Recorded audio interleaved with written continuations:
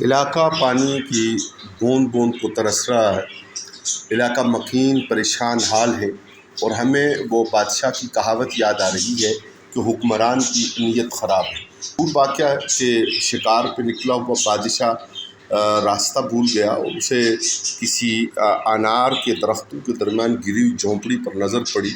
وہاں گیا، پیاس کا ستایا ہوا تھا تو کچھ پینے کے لیے طلب کیا، تو وہاں پہ موجود بابا نے اپنی بیٹی سے کہا تو اس نے ایک انار نچوڑا بادشاہ کے سامنے، جبکہ وہ پہچان نہیں رہے تھے کہ یہ بادشاہ ہے، تو اس سے پیالہ کٹورا بھر گیا اور وہ سیر ہو کر اس نے پی لیا۔ اتنی دیر میں خدام تلاش کرتے ہوئے ان میں سے ایک خادم اس جھونپڑی تک پہنچ گیا، اور جب پہلے پیالہ پی رہا تھا بادشاہ تو اس کے دل میں یہ خیال پیدا ہوا کہ یہ تو بڑی آمدن والی صورتحال ہے، تو اس کے پہ لگان، ٹیکس اور موصول جو ہے اس کو بڑھا لینا چاہیے تاکہ مملکت کے خزانے میں اضافہ ہو سکے۔ اسی دوران خادم کے لیے نچوڑے گئے انار پیالہ نہ بھرے، زیادہ انار استعمال ہو گئے، تو یکدم اسے خیال ہوا تو اس نے بابا سے پوچھا کیا ریزن ہے، تو اس بابا نے کہا کہ لگتا ہے کہ بادشاہ کی نیت میں فطور آ گیا ہے اور وہ لگان بڑھانا چاہتا ہے۔ یہ صورتحال ہوتی ہے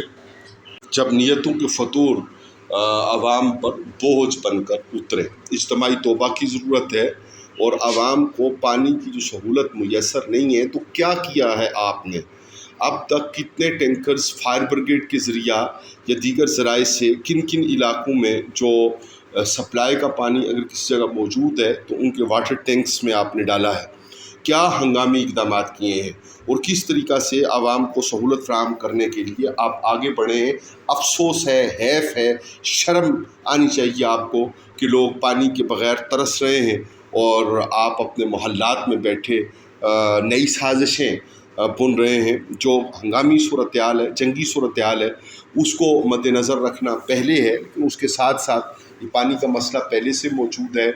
فوری طور پر انتظام کیجیے، اور گاؤں کریوں میں پانی کا سورس جب تک بہتر ہوتا، ان کو بہتر انتظام مستقل بنیادوں پہ کیا جاتا۔ اس وقت ہنگامی طور پر فائر بریگیڈ کے ٹینکس کے ذریعہ اور مختلف دیگر جو بھی ممکن حکومتی مشینری ہے اس کے ذریعہ لوگوں کو پانی فراہم کیجیے۔